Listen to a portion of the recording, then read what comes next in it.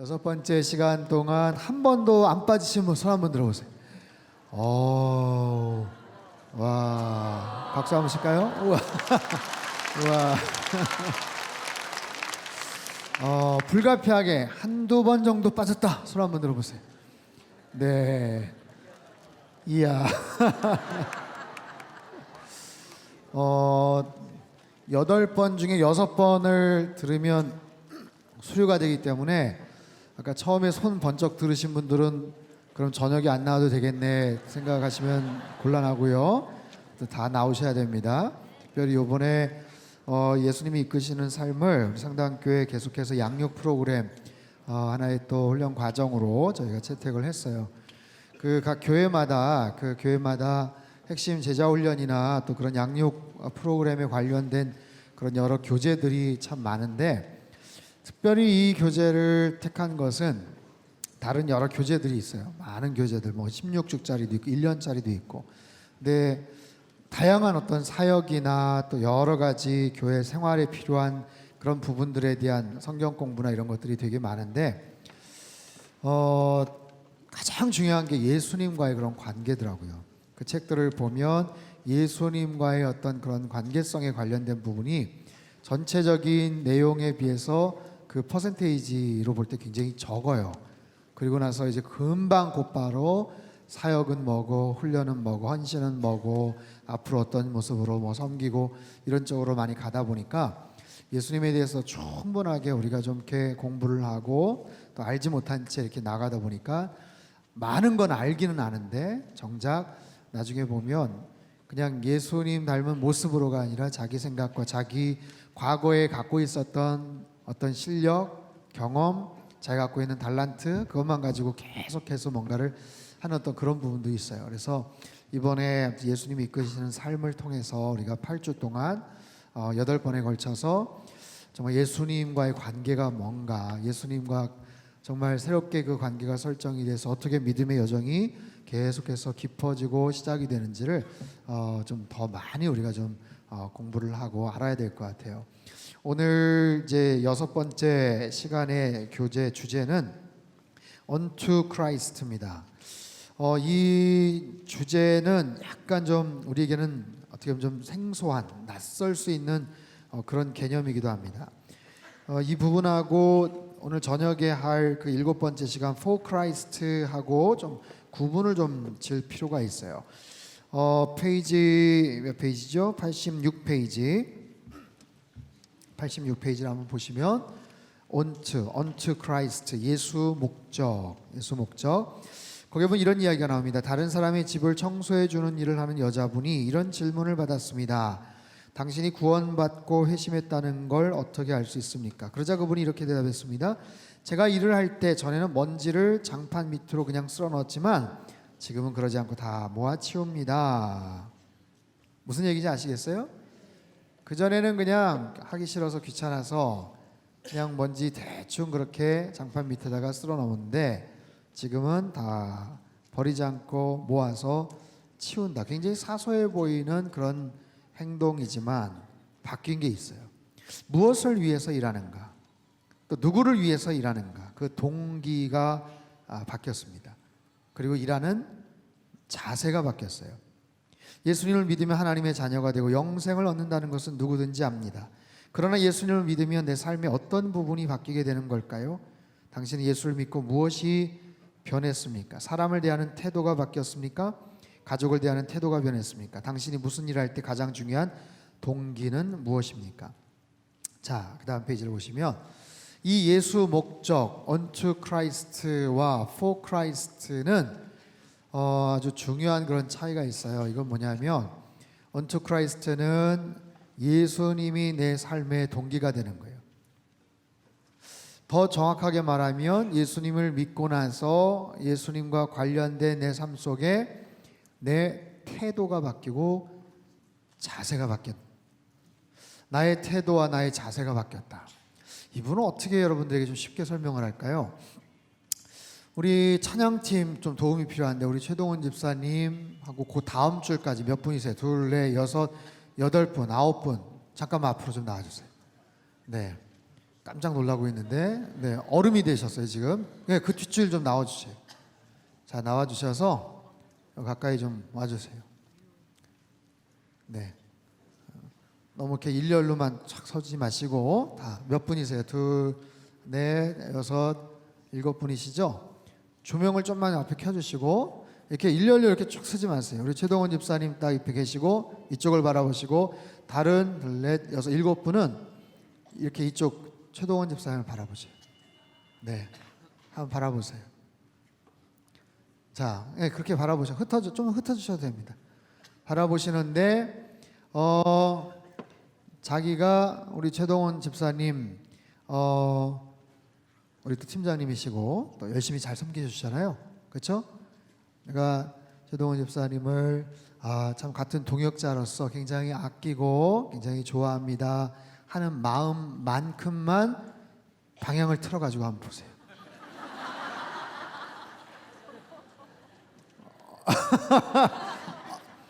돌아서셔도 괜찮아요. 예, 돌아서셔도 괜찮아요. 이거는 뭐 역할극이니까 그냥 뭐 마음이야 다 이렇게 다 바라보고 싶으시겠지만 조금씩 방향을 좀 바꾸셔도 괜찮아요. 네, 안 바꾸셔도 괜찮고 상처받을 필요도 없고, 네, 가까이 오셔도 괜찮고 방향을 좀 한번 바꿔보세요. 방향을 조금. 네, 속마음도 드러나기도 하고 막 그러는데, 좋아요, 아주 좋아요. 예, 이 정도로 좋아요. 네, 지금 7분이 지금 최 집사님을 바라보고 계시는 그 방향이 있는데, 어떤 분은 그냥 정면에서 이렇게 바라보시는 분도 계시고, 어떤 분은 약간 옆을 향해서 바라보시는 분도 계시고, 애매하게 비스듬하게 이렇게 바라보시는 분도 계실 거예요. 그렇죠? 그렇죠? 자, 최동원 집사님이 예수님은 아니지만 예수의 역할을 한다고 생각해 보세요. 그리고 다른 7분이 우리가 예수님을 향한 우리의 마음이에요. 마음. 7분 뿐이겠어요? 더 많은 분들이 오셔서 역할극을 해도 괜찮아요. 근데 내가 예수님을 향해서 뭔가를 할 때 전적으로 예수님에게 기꺼이 마음이 열려서 그 마음이 예수님을 아주 똑바로 쳐다보는 그 방향을 그렇게 취하고 있을 때도 있고, 어떤 경우는 내가 예수님을 사랑한다고는 하지만 약간 자세가 비스듬하게 방향이 좀 틀어질 수 있는 그런 경우도 있고, 어떤 경우는 내가 예수님 분명히 사랑한다고 하지만 예수님이 앞에 계시지만 약간 거의 뒤돌아서서 있는 것처럼 보여지는 그런 경우도 있어요. 무슨 말인지 이해가 되세요? 근데 자, 이제는 최 집사님을 향해서 다 한번 똑바로 쳐다보세요. 똑바로. 표정도 좀 밝게. 표정도 좀 환하게 밝게. 만약에 이렇게 자세가 취해져 있다면 우리 집사님이 뭔가를 이야기하거나 어떤 일들을 하자고 했을 때 그 태도나 그 자세나 방향이 일치하고 있기 때문에 뭔가 좋은 그런 관계가 형성이 되겠죠. 우리도 마찬가지예요. 네, 수고하셨어요. 박수 한번 해주세요.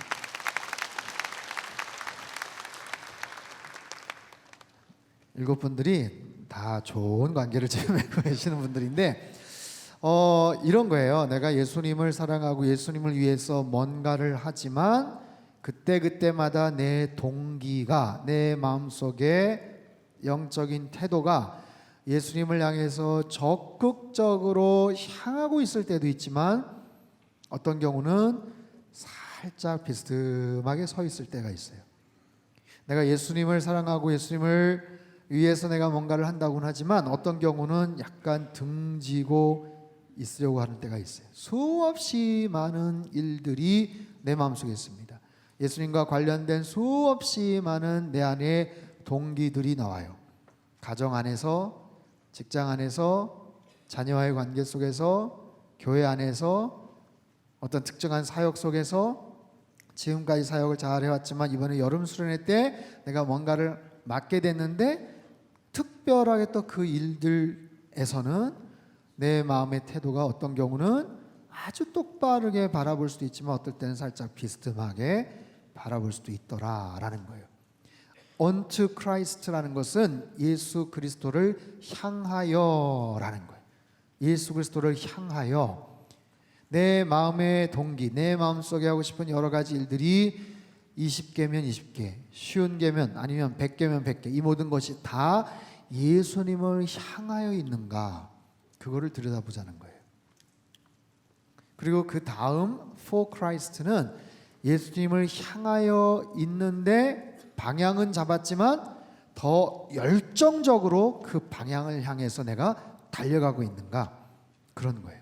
그래서 굉장히 개념이 비슷해 보이지만 조금 달라요. 그래서 예수님을 향한, 그리고 주님을 위해서 하는 여러 가지 일들에 대한 나의 태도, 나의 자세, 내 그 속 안에 있는 그 동기가 무엇인지 그거를 지금 들여다 보려고 합니다. 자, 오늘 교재 88쪽을 한번 보세요. 예수 목적은 그리스도가 내 삶의 동기가 되는 것을 의미합니다. 그리스도가 나의 삶의 동력이 되어서 무슨 일을 하든지 주님의 영광을 위해 하는 삶, 내 삶의 동기를 그리스도로 삼는 것이 예수 목적의 신앙입니다. 자, 가운데 그리스도가 내 안에 계시다는 사실이 내 인생에 아무런 변화를 주지 못하는 이론에 불과하다면 구원도 그저 이론에 그치고 말 것입니다.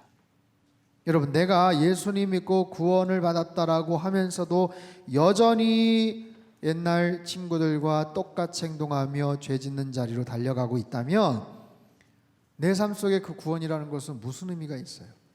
내 안에 예수님이 계시다는 것이 무슨 능력이 있냐고요. 말은 그렇게 하면서, 개념은 그렇게 생각을 하면서 그것이 내 삶에 아무런 영향을 끼치지 못하고 있다라면 그것은 슬픈 일이죠. 그래서 내 안에 예수님이 정말로 계시다면 내 삶의 방향을 트는 것이 굉장히 중요합니다. 내 삶의 방향을 주님께 향하는 것, 그것이 굉장히 중요해요.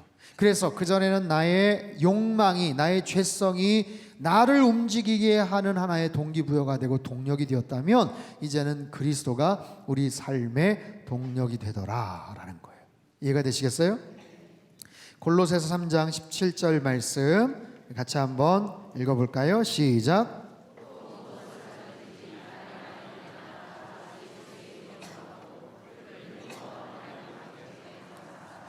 무엇을 하든지 말에나 일에나 다 주 예수의 이름으로 하고 그를 힘입어 하나님 아버지께 감사하라. 내가 무엇을 하든지, 내 삶 속에 어떤 일을 하든지. 자, 그 다음 골로새서 3장 23절 말씀도 같이 한번 읽겠습니다. 시작. 무슨 일을 하든지 마음을 다하여 주께 하듯 하고 사람에게, 무엇을 하든지 어떤 일을 하든지 주님께 하듯 하고 사람에게 하듯 하지 말라. 이것이 내 삶 속에 어떻게 구체적으로 나타나는가, 내 가정 안에서 어떻게 나타나는가, 자녀들과의 관계에서 어떻게 나타나는가, 또 일을 하면서 동업자와의 관계 속에서는 어떻게 나타나는가, 직장 안에서는 어떻게 나타나는가, 내가 예수님을 믿고 예수님과 동행하고 있다는 사실이 내 삶 속에 어떤 영향을 끼치고 있는가, 정말 내 삶의 모든 동기가 주님을 향해, 그리스도를 향해 나아가고 있는가. 여러분, 내 안에 예수님에 대한 그런 소망과 열망이 있다면, 예수님을 만나고 변화되고 성장하고 있다면 거기서 열매가 맺혀져야 되는데, 내 삶의 여러 가지 동기를 가지고 뭔가 씨앗을 뿌렸는데 그 씨앗에서 열매가 맺혀지지 않고 있다면 어디에 문제가 있는 건 아니겠어요? 내가 얼마나 열심히 하느냐 마느냐, 그게 중요한 게 아니에요. 그전에도 열심히 했어요. 사도 바울 그전에 열심히 살았어요. 베드로 열심히 살았어요. 예수님 안에서 열심히 했지만 복음서에 보면 굉장히 자기 중심적인 모습이었어요. 다른 제자들도 마찬가지예요. 철저하게 자기 중심적인 이기적인 욕망을 가지고 예수님을 따라다닌다고 말은 했지만 그 안에 있는 여러 가지 부족한 부분들이 여기저기서 툭툭 터져버리는 거예요. 그러나 성령 체험하고 변화되고 점차적으로 이제는 자기 중심이 아니라 그리스도 중심적인 그런 삶을 살아가게 되더라라는 거예요. 그래서 내가 예수님 믿고 나서 제일 중요한 것은 나의 태도의 변화예요. 태도. 나의 태도의 변화. 내 자세의 변화. 주님을 향한 나의 방향이 어떻게 되어 있느냐? 그것은 주님을 향해서만 나타나는 게 아니에요. 그 태도는 주님을 향해서만 나타나지 않아요. 일반 사람들과의 관계 속에서도 나와요. 내가 예수님 믿고 은혜 받고 변화되었다면 사람과의 관계, 사람과의 태도가 변화되고 있는가라는 것을 봐야 돼요. 여러분, 사람은 잘 바뀌지 않습니다. 그렇죠? 사람의 생각도 잘 바뀌지 않아요. 사람의 태도도 잘 바뀌지 않아요. 일하는 습성이나 이런 것도 잘 바뀌지 않아요. 나는 일터에서 어떤 모습으로 일을 하고 있는가. 제가 지난주에 우리 아이들 여권 갱신하는 것 때문에 도청에 좀 다녀왔어요. 한 분은 굉장히 친절하게 맞이해 주셨어요. 근데 한 분은 계속 뚱하니 그냥 계속해서 일을 하시더라고요. 나중에 궁금했어요. 무슨 안 좋은 일이 있으세요? 좀 안쓰러웠어요. 무슨 안 좋은 일이 있으셔서 계속해서 톡 안에 쳐다도 안 보시고. 예. 평상시에는 안 그러실 것 같은데 모르겠어요. 또 평상시에도 그러시는지. 근데 우리의 삶의 태도라는 것은 항상 사람과의 관계 속에서 비슷합니다. 그 사람과의 관계가 그러면 또 다른 데서도 마찬가지. 그 사람이 여기에서 어떤 모습으로 칭찬을 받으면 다른 데 가서도 그렇게 칭찬을 받을 거예요. 이쪽 공동체에서 약간 이런 부분이 있으면 또 다른 구역이나 이쪽에 가서도 또 그런 이야기가 또 들릴 수 있어요. 그래서 어쩌면 이거 굉장히 실제적이고 쉽게 점검을 해볼 수가 있는 거예요. 내가 예수님 믿고 나의 신앙이 얼마나 성장해 가고 있는가? 내가 예수님 믿고 나의 믿음이 얼마나 성숙해져 가고 있는가? 그거는 나의 믿음의 태도를 보면 돼요. 사람과의 관계성 속에서 나의 자세를 보면 되더라라는 거예요. 자, 91페이지 보면 구원은 천국 행만 보장하는 선물입니까? 아니면 내 인생 전체에 영향을 미치는 것입니까?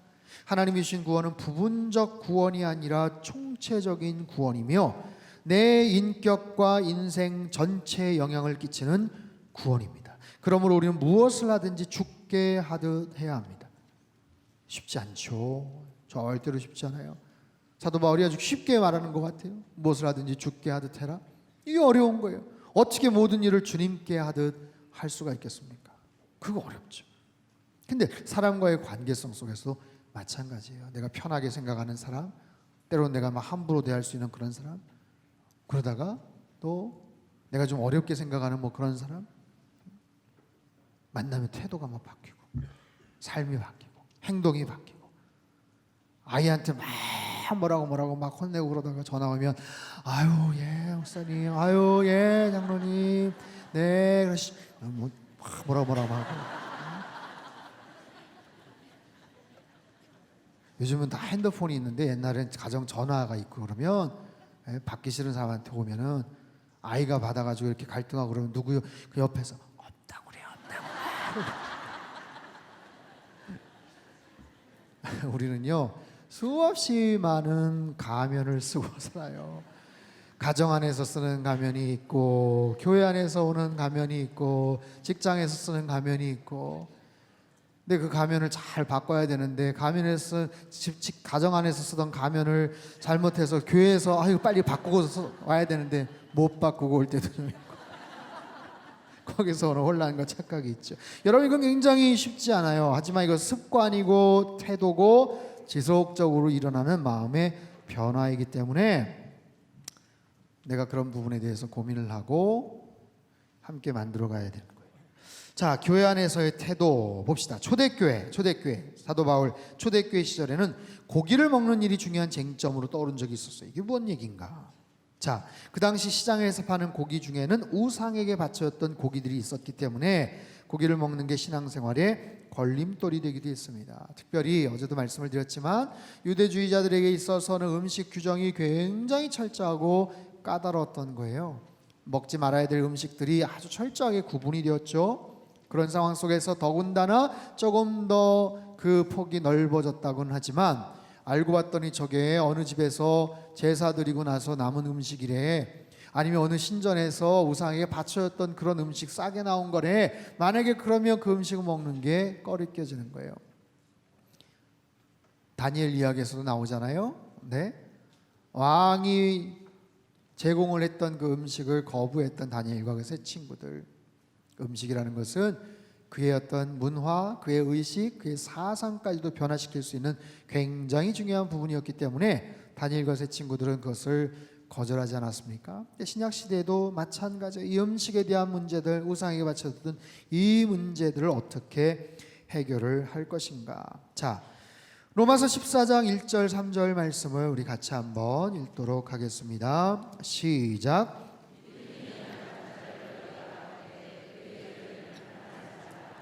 어떤 사람은 모든 것을 먹을 만한 믿음이 있고 믿음이 연약한 자는 채소만 먹느니라. 먹는 자는 먹지 않는 자를 없이 여기지 말고 먹지 않는 자는 먹는 자를 비판하지 말라. 이는 하나님이 그를 여러분 보십시오. 이 음식, 이 고기 이거 자체가 문제가 있을까요? 음식 자체에 무슨 문제가 있을까요? 그렇지 않아요. 아까 읽진 않았지만 마가복음 7장 후반부에 보면 모든 음식물을 깨끗하다 하셨어요. 중요한 것은 그것을 우리가 어떤 마음으로 먹느냐, 어떤 상황에서 먹느냐죠. 음식 자체는 문제가 없어요. 근데 그 음식이, 그 고기가 우상에게 바쳐졌던 이 당시에 고린도나 아니면 로마의 어떤 그런 배경 속에서는 지금도 마찬가지입니다. 고린도 지역을 가면 거기 큰 높은 산 위에 신전 같은 게 있어요.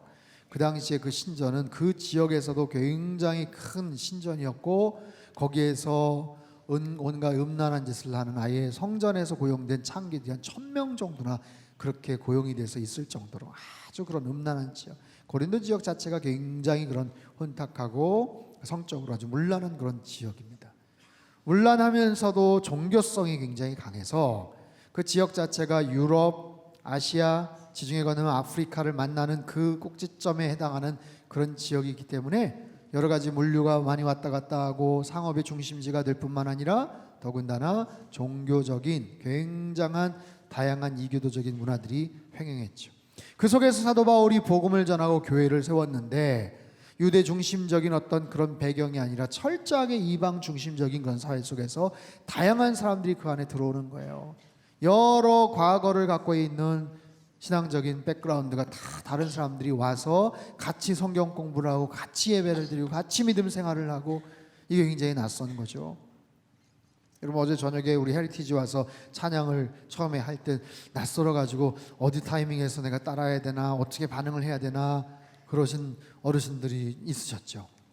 뒤에 가서는 또 이제 확 분위기가 그래서 끝나고 역시 이렇게 충청도 이렇게 청주 지역은 아무튼 제가 그랬어요. 다 은혜 엄청 받으신 거라고 이렇게 표현을 잘 안 하셔서 그렇지. 예? 제가 보니까 어제 엄청 은혜 받으셨다고. 처음에는 막 당황을 했다 그러더라고요. 왜 저 찬송가인 건 분명히 찬송가인데 왜 저렇게 부르나 약간. 여러분 똑같은 찬송가 우리가 불렀던 가사인데 그거를 다른 스타일로만 불러도 약간 마음이 불편해질 수 있는 게 우리들이에요. 그렇죠? 그러니 하물며 다른 민족, 다른 언어, 다른 생각을 갖고 있는 사람들이 모여서 예수님 믿는다고 하고 뭐 이렇게 얘기해 버렸을 때 거기에서 막 그런 불편함들을 갖고 있는 거죠. 홍콩에 가면 그 도풍산인가요? 도풍산이라는 그 산이 있어요. 거기에 승려들이 있고 있는 그 승려들 모여 있는 그 수도원 같은 그곳에 제가 지금 딱 정확하게 생각하는데 한 선교사님이 그곳에 가셔서 오랫동안 그분들을 전도하기 위해서 애를 썼어요. 굉장히 오랜 시간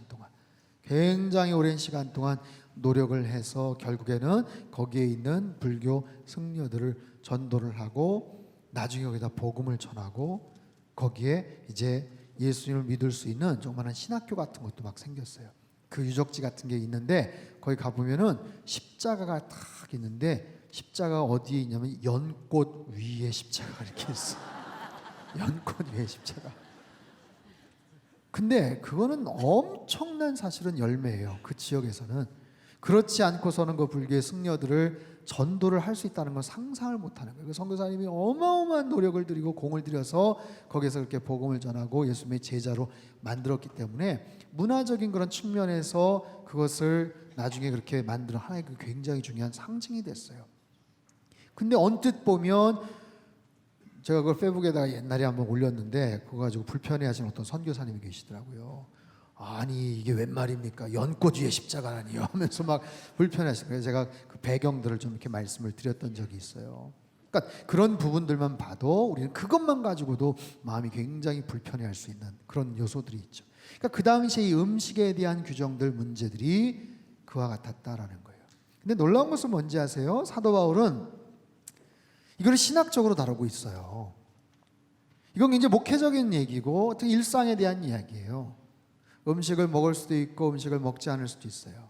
그러나 중요한 것은 무엇을 위해서 음식을 먹느냐, 그리고 무엇을 위해서 음식을 먹지 않느냐라는 거예요. 자, 14장, 로마서 14장 5절에서 10절까지 말씀을 한번 찬찬히 한번 읽어보겠습니다. 어떤 사람은 이날을 전날보다 낮게 여기고 어떤 사람은 모든 날을 여기나니 각각 자기 마음으로 확증할지니라. 나를 중히 여기는 자도 주를 위하여 중히 여기고 이는 하나님께 감사하며 먹지 않는 자도 주를 위하여 먹지 아니하며 하나님께 감사하느니라. 우리 중에 누구든지 자기를 위하여 사는 자가 없고 자기를 위하여 죽는 자도 없도다. 우리가 살아도 주를 위하여 살고 죽어도 주를 위하여 죽나니 그러므로 사나 죽으나 우리가 주의 것이로다. 이를 위하여 그리스도께서 죽었다가 다시 살아나셨으니 곧 죽은 자와 산 자의 주가 되려 하심이라. 내가 어찌하여 내 형제를 비판하느냐? 어찌하여 내 형제를 업신여기느냐? 우리가 다 하나님의 심판대 앞에 서리라. 자, 그 아래 14장 15절도 같이 읽죠. 시작. 만일 음식으로 말미암아 내 형제가 근심하게 되면 이는 내가 사랑으로 행하지 아니함이라.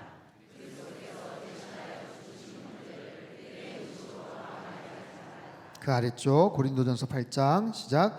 음식은 우리를 하나님 앞에 내세우지 못하나니 우리가 먹지 않는다고 해서 더 못 사는 것도 아니고 먹는다고 해서 더 잘 사는 것도 아니니라. 그런즉 너희의 자유가 믿음이 약한 자들에게 걸려 넘어지게 하는 것이 되지 않도록 조심하라. 자, 8장 13절 시작. 그러므로 만일 음식이 내 형제를 실족하게 한다면 나는 영원히 고기를 먹지 아니하여 내 형제를 실족하지 않게 하리라. 자, 이 말의 의미를 여러분 잘 이해하실 수 있겠습니까? 음식에 대한 그 규정이 사실은 굉장히 까다롭고 어려울 수 있어요. 그러나 우상에게 바쳐져 있는 그 음식, 그 고기를 먹으면 지옥 갑니까? 그렇지 않죠. 그거 사도 바울이 먹으면 안 됩니까? 큰일 납니까? 그렇진 않죠. 먹을 수 있는 자유도 있죠. 그러나 신앙적으로 이제 막 초보의 길을 걸어가는 사람에게 있어서는 그것이 걸림돌이 될 수도 있다라는 거예요. 그것이 거스름이 될 수도 있다라는 거예요. 근데 중요한 것은 내가 이런 이유로 먹고 이런 이유로 먹지 않는다라는 것이 사도 바울의 입장에서 볼 때는 다 옳다라는 거예요. 나는 그런 우상에게 바쳐진 음식을 먹는 것 그 자체를 가지고 하나님이 뭐라고 하시지 않기 때문에 이미 신약시대에 와서 어제도 말씀을 드렸지만 사도 이 베드로에게도 주님께서 환상을 통해서 가르쳐 주셨던 거죠. 음식에 대한 그런 규정들, 구약의 율법에 근거해서 지켰던 어떤 그런 규정들, 이제는 예수 그리스도 안에서 모든 것을 다 자유할 수가 있는 거예요. 그런 상황 속에서 그 음식을 나는 이래서 먹고 이래서 먹지 않고 다 이유가 있어요. 나는 그 정도 믿음이 있고 그 정도에 대해서는 나는 하나님께서 주신 그 자유함을 나는 누릴 수 있는 자신감이 있기 때문에 나는 그거 먹겠어 하는 것도 옳고, 나는 그래도 아직까지는 그 부분이 나의 양심, 내 신앙적인 그런 부분들 때문에 나는 좀 불편해. 난 그래서 먹고 싶기도 하고 먹을 수도 있지만 난 그래서 먹지 않을 거야. 둘 다 옳다라는 거예요. 신학적으로 둘 다 옳다라는 거예요. 그러나 그것을 규정을 하는 상황 속에서 그걸 가지고 형제들, 주님께서 핏값 주고 사신 그 형제를 그걸 가지고 정죄하지 말라라는 거예요. 왜 저 사람 저래 하면서 그것 가지고 정죄하지 말라는 거예요. 그것 가지고 판단하지 말라는 거예요. 음식 자체는 문제가 없는 거예요. 그러나 그 부분 때문에 걸림돌이 되지 않게 하라. 더 중요한 것은 뭔지 아세요? 사도 바울이 뭐라고 이야기를 합니까? 그 부분 때문에 혹여 약한 자들이 걸려 넘어지게 된다면 나는 영원히 고기를 먹지 않겠다. 그것 때문에 내 형제가 만약에 실족하게 된다면 나는 영원히 고기를 먹지 않겠다라고 얘기하는 거예요. 여러분, 여기서는 자발적인 그런 자신의 자유를 제한하는 그런 내용이 나옵니다. 사도 바울은 스스로 자신의 자유를 제한하고 있어요. 바울에게는 그 고기를 먹을 수 있는 자유가 있습니까? 없습니까? 있습니까? 없습니까? 먹어도 됩니까? 안 됩니까? 되죠. 그러나 혹여 그런 부분을 때문에 누군가 시험에 든다면 나는 영원히 고기를 먹지 않겠다. 왜요? 그리스도의 사랑 때문에, 주님을 향한 사랑 때문에, 그리고 그 형제를 향한 사랑 때문에. 모든 것이 가하지만 주님을 향한 그 사랑으로 인해서 나는 그것을 스스로 자발적으로 제한하겠노라 라는 거예요. 여러분, 우리 일상에서 내가 크리스찬이지만 나에게는 그런 자유가 있지만 혹여 그런 부분을 때문에 누군가 시험이 들 만한 그런 일들이 있다면 그걸 나는 그것을 위해서 참을 수 있겠는가? 자발적으로 끊을 수 있겠는가? 한국 사회에 처음에 오셨던 초기 선교사님들의 그런 이야기로 인해서 한국 사회에서는 주초 문제 같은 거, 요즘은 또 많이 그런 것들이 이제 광범위하게 또 해석이 또 되고 있지만 어찌됐든 간에 신실한 크리스찬들 술 문제, 또 담배 피고 이런 부분들에 대해서는 우리가 굉장히 나름대로 조심을 하지 않습니까? 하지만 우린 다 알아요. 그것 때문에 너 지옥 갈 수 있어 그러지 않잖아요. 그렇죠? 뭐 굉장히 좋아하시는 표정도 뭐 있으신 것 같은데, 아무튼 뭐 알아서들. 네. 여러분, 특별히 뭐 미국 쪽도 그렇지만 유럽 쪽에, 특별히 독일이나 이런 쪽에서 신학을 하거나 목회를 하시는 분들 이렇게 보면 정말 은혜롭게 성경 주석도 쓰시고 굉장히 은혜로운 그런 책을 쓰시는데, 나는 담배를 피지 않으면 글이 잘 안 나와, 뭐 이런 그런 분들도 계셔요. 마치 커피처럼, 커피 한 잔 마셔야 정신이 좀 말짱해지면서 내가 좀 글을 쓰지, 그런 것처럼 일단 담배 한 대 피고서 내가 여러분, 우리 정서에서 만약에 그게 이해가 되겠습니까? 예? 제가 어디 가서 한 대 딱 이렇게 피고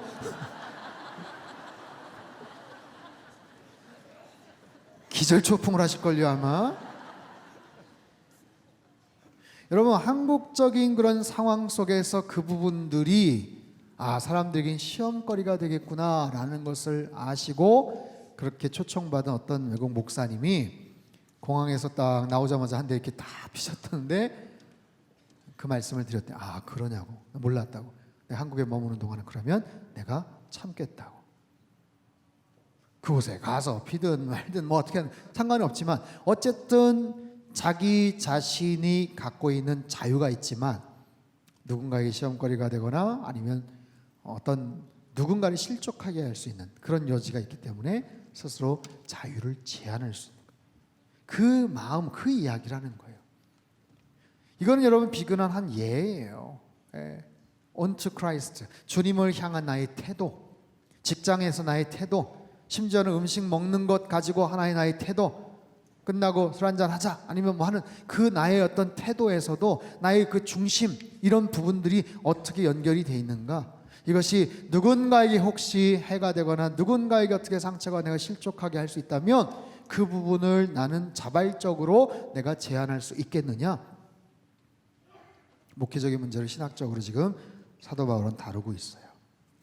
여러분, 이것이 직장 안에서만이 아니라 가정 안에서도 마찬가지로 통용이 되고요, 세상 속에서도 그런 부분으로 우리가 통용이 됩니다. 자, 골로새서 3장 22절에 4장 1절까지 말씀을 우리 같이 한번 읽도록 하겠습니다. 같이 읽죠. 시작. 종들아, 모든 일에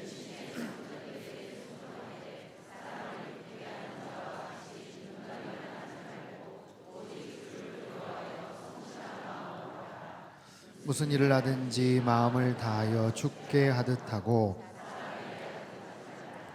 이는 기업의 상을 주께 받을 줄 아나니 너희는 주 그리스도를 불의를 행하는 자는 불의의 보응을 받으리니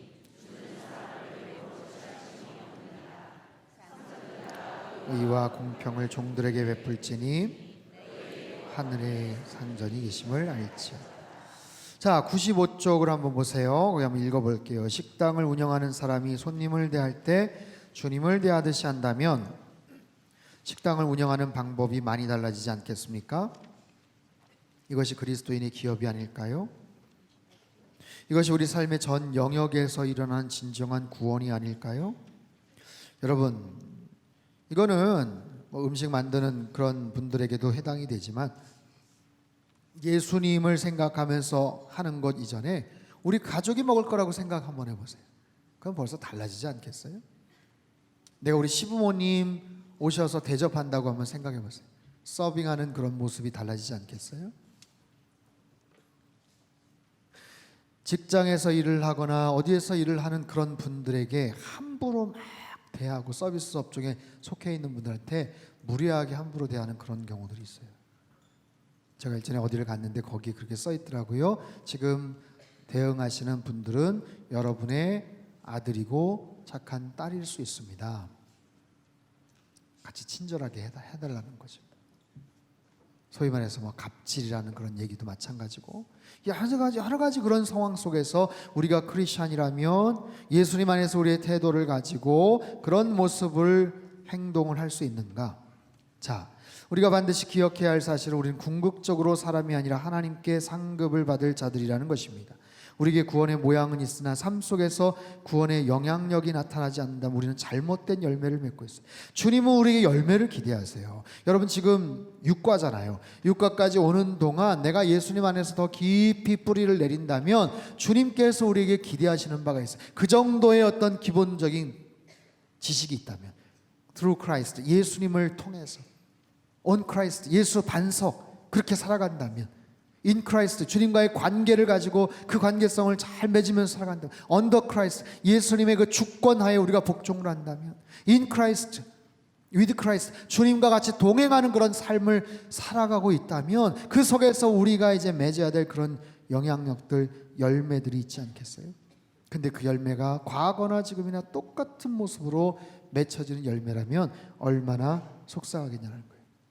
주님께서 우리에게 기대를 하세요. 이사야 5장 2절 말씀 같이 한번 읽죠. 이사야 5장 2절 시작. 땅을 파서 돌을 제하고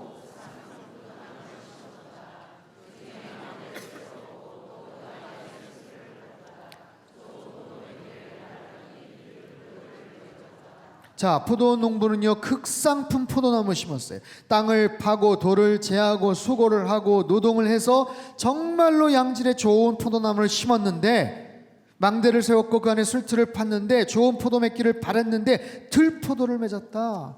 정말 볼품이 없고 시어 빠져서 먹을 수 없는, 상품의 가치가 없는 그런 포도를 맺었다. 얼마나 속상하시겠어요. 여러분, 주님께서 우리에게 기대를 갖고 계세요. 저와 여러분에게 좋은 열매를 맺기를 원하시는 그 하나님, 여러분 삶 속에서 일상에서 좋은 영적인 태도와 자세를 가지고 주님께 좋은 열매를 맺으실 수 있게 되기를 바랍니다. 그런 상황 속에서 우리에게 필요한 것은 뭐냐 하면 정성, 그리고 기꺼이 할 수 있는 기쁨의 그런 태도예요. 자, 역대하 25장 1절 2절 말씀 같이 한번 읽죠. 역대하 25장 1절 2절 말씀 시작. 아마샤가 왕위에 오를 때에 나이가 25세라 예루살렘에서 29년 동안 다스리니라. 어머니의 이름은 여호앗단이요 예루살렘 사람이더라. 아마샤가 여호와께서 보시기에 정직하게 행하기는 하였으나 온전한 마음으로 행하지 아니하였더라. 2절이 중요해요. 아마샤가 여호와께서 보시기에 정직하게 행하기는 했지만 온전한 마음으로 행하지 않았다. 그의 태도, 그의 자세가 충분하지 않았다라는 거예요. 아마샤가 겉으로는 그럴듯해 보이고 그런 모습으로 했지만 온 마음을 쏟지 않았다. 형식적인 그런 순종이 아니었을까? 마음을 다한다는 건 뭘까요? 내가 마음을 쏟는다는 건 뭘까요? 그 속에 나의 헌신이 있는가? 나의 희생이 있는가? 그 과정을 통해서 내가 기쁨으로 그 일들을 감당하고 있는가? 여러분, 어떤 일을 할 때 기쁨으로 그 일들을 감당하고 계십니까? 아니면 마지못해서 하기 싫어서 억지로 하십니까? 똑같은 일이지만 어차피 나의 인생이고 내가 해야 될 일이라면 기쁨으로 그것을 감당할 수 있는 그런 모습, 내가 최선을 다해서 정성을 기울여서 뭔가를 할 수 있는 것, 그것이 우리 일상에서 날마다 예수님을 향한 우리의 믿음의 태도인 줄로 믿습니다. 믿음의 자세, 주님을 향한 나의 자세. 여러분, 나의 태도가 굉장히 중요해요. 앉는 자리도 마찬가지예요. 여러분 똑바로 한번 딱 앉아보세요. 예, 한번 똑바로. 우리 원로 목사님 허리 펴고 눈 크게 떠 맨날 그러셨죠. 자세가 삐뚤어지면 안 되는 거예요. 예수님을 향한 나의 자세가 삐뚤어지면 안 되는 거예요. 앉긴 앉았는데 약간 비스듬하게 항상, 예? 삐딱하게 항상 바라보긴 바라보는데 정면으로 이렇게 바라보지 않고 흘기듯이 바라보고, 그게 습관이 될 수 있는 거예요. 내 삶 속에서 나의 믿음의 태도는 어떤가? 자, 읽어볼게요. 결국 신앙의 길이란 주님을 향한 마음이 점점 자라가는 것이 아니겠습니까? 여기 밑줄을 쳐보세요. 그리스도인은 예수님 때문에 움직일 때 가장 탁월해지고, 예수님 때문에 움직일 때 가장 아름다워지고, 예수님 때문에 움직일 때 가장 크게 영향력을 끼치게 됩니다. 여러분 이 사실에 동의하세요? 예수님 때문에 움직일 때 여러분이 가장 탁월해질 수 있어요. 내 안에 어떤 동기가 있어요. 근데 그 동기가 돈을 위한 동기인가, 명예를 위한 동기인가, 아니면 어떤 권력을 위한 동기인가, 거기에는 여러 가지 복잡한 것들이 들어갑니다. 계산이 들어가는 거예요. 순수했던 그 마음이 조금씩 탈색되기 시작하고요, 그 안에서 다른 사람들과의 이야기와 여러 가지 정보와 이런 것들이 들어서면서 부정적인 행동들이 나올 수도 있어요. 그러나 예수님 때문에 내가 뭔가를 하면 그 마음을 주님께서 기뻐하세요. 순수한 거예요. 여러분 어떤 일을 감당할 때 그것이 옳고 그른가, 거기에 따라서 판단하죠. 또 한 가지는 나에게 이득이 되는가 그렇지 않은가, 거기에 따라서 판단하죠. 그렇지 않으면 호불호, 내가 좋은가 좋지 않은가, 거기에 따라서 판단하죠. 다시 한번 말씀드릴게요. 내가 어떤 일들을 결정하거나 행동을 할 때 옳고 그름에 의해서 판단하십니까? 그렇죠? 근데 옳은 일이지만 나에게 좀 손해가 될 것 같다 하면 갈등이 되지 않아요? 어떠세요? 나이가 손해가 되더라도 그것이 옳은 일이기 때문에 나는 그것을 할 거야 라고 판단하십니까? 우린 거기서 많이 헷갈려요. 솔직히 말하면 거기서 많이 충돌이 있어요. 옳고 그름인가, 아니면 나에게 이득이 되는가 그렇지 않은가. 나에게 이득이 되지 않을 것 같기 때문에 옳은 일이지만 몰라라 할 수도 있는 거예요. 또 한 가지 뭔지 아세요? 나에게 좋은가, 내가 좋은가. 옳고 그른 것도 모르겠고, 이득도 뭐 싫고, 그냥 그게 나에게 그냥 기쁨을 주는 건가, 그냥 하기 싫은 건가, 그거에 따라서도 우리는 뭔가를 결정을 합니다. 하지만 그게 아니라 주님께서 기뻐하시는 일인가, 예수님이 원하시는 일인가, 그것을 마음속에 갖고 있을 때 우리의 삶 속에서는 우리의 행동과 태도가 많이 달라요. 그거에 따른 우리의 성숙도는 좀 차이가 있습니다. 내 마음의 중심이 그런데 표현하는 어떤 그런 성숙도에 좀 차이가 있을 수 있어요. 제가 책을 읽다가 그런 글을 봤는데, 유진 피터슨이라는 목사님이 굉장히 유명한 아주 목사님이세요. 글을 많이 쓰셨죠. 메시지 바이블을 쓰셨고 얼마 전에 세상을 떠나가셨던 분이신데, 이분이 처음으로 자기 친구를 전도했던 이야기를 해요. 자기 친구를 전도해서 어떻게 전도를 했나 한번 들어보세요. 이분은 초등학교 입학 전까지 좋은 부모님 밑에서 열심히 믿음 생활했어요. 열심히 교회 다니고 열심히 신앙생활했어요. 학교에 가서도 아주 열심히 공부한 평범한 그런 학생이에요. 근데 학교에 입학을 했는데 게리슨이라는 한 친구가 자신을 계속해서 괴롭히는 거예요.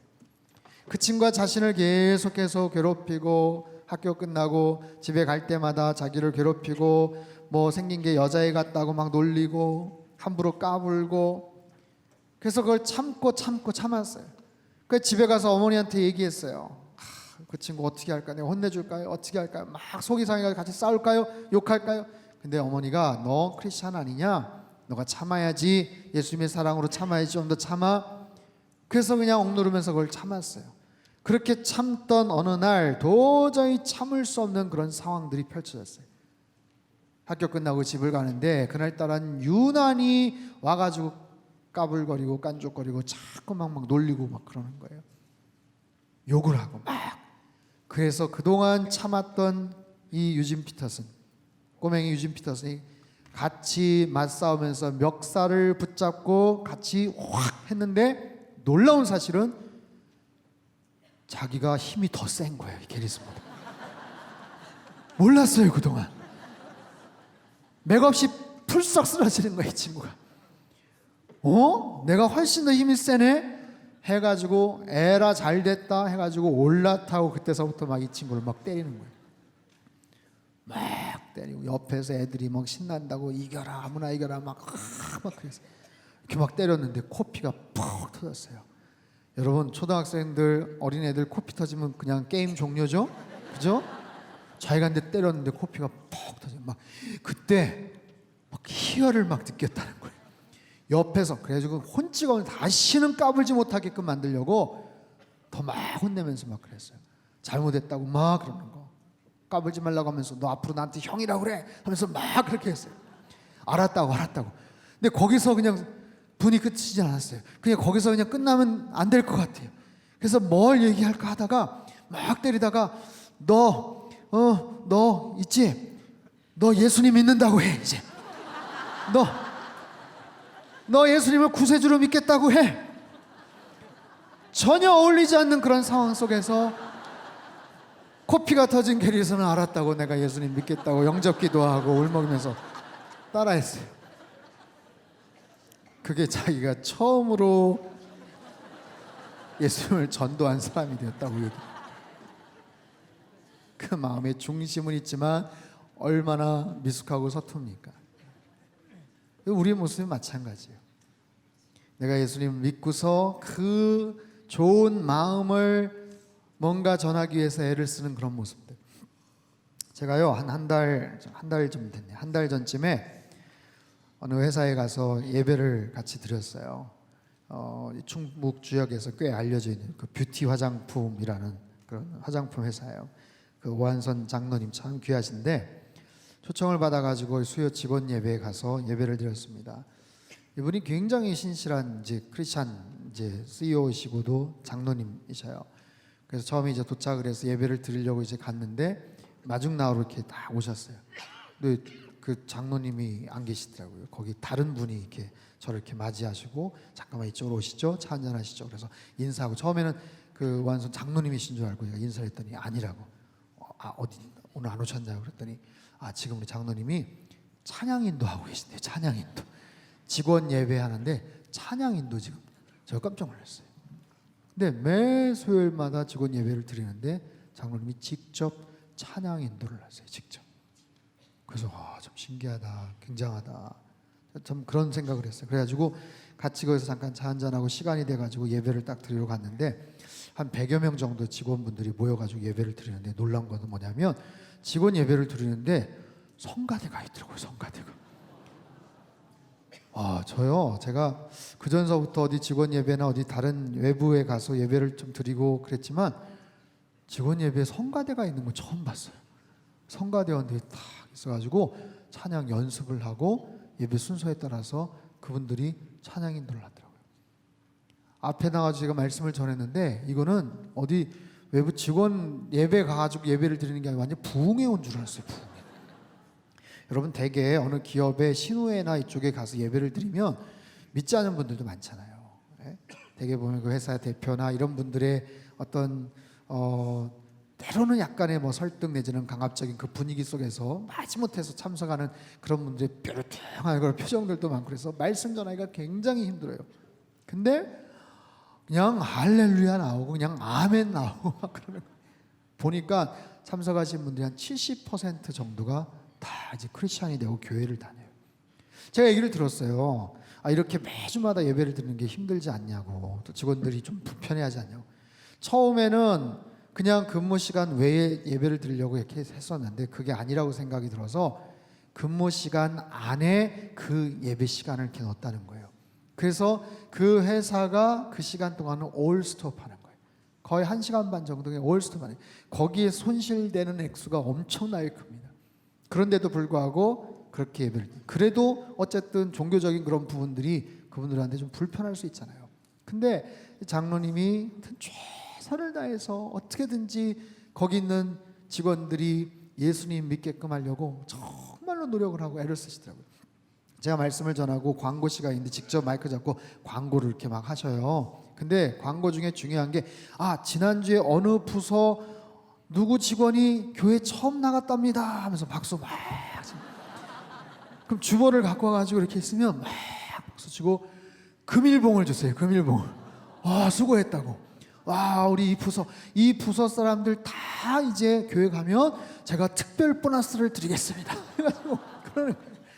그리고 보통 상여금이 있지만 그 상여금뿐만 아니라 부활절, 추수감사절, 성탄절 그때 또 특별 보너스를 또 막 주죠. 여러분 그런 회사가 어디 있어요? 금전적으로 줄 뿐만 아니라 화장품 회사네요. 좋은 화장품 막 세트채 가지고 막 주시는 거예요. 그리고 또 끝나고 나서 이번 달 생일 맞은 사람들 누구누구입니다. 다 나오세요. 케이크를 또 준비해가지고 또 금일봉을 또 다 이렇게 떠주셔요. 그러니까 막 직원들이 처음에는 마음이 좀 불편하고 막 그러다가도 생일 맞은 사람 와가지고 막 기분 좋게 막 이렇게 하고. 그러니까 어떻게든지 그 직원들이 예수님입니다. 그 중에는 이제 중국에서 오신 이렇게 근로자분들이 계셔요. 그 분들한테도 복음을 전하고 싶어서 통역을 하시는 분을 한 명을 고용을 따로 했어요. 그래가지고 예배를 드리고 말씀을 전하는 것을 통역을 또 똑같이 그냥 해요. 그러다 보니까 거기 있는 분들도 복음을 듣고 뭐 그러긴 하는데 그러다 보니까 예배 시간이 길어지잖아요. 길어지니까 그냥 일반 거기 있는 직원분들이 좀 불편하고 막 불평을 좀 얘기를 했나 봐요. 그러니까 그러면 우리 중국 분들하고는 주일날 기숙사 생활도 하고 막 그러는데 주일날 오후 5시에 따로 성경 공부 모임이나 그 모임을 따로 이렇게 만들어요.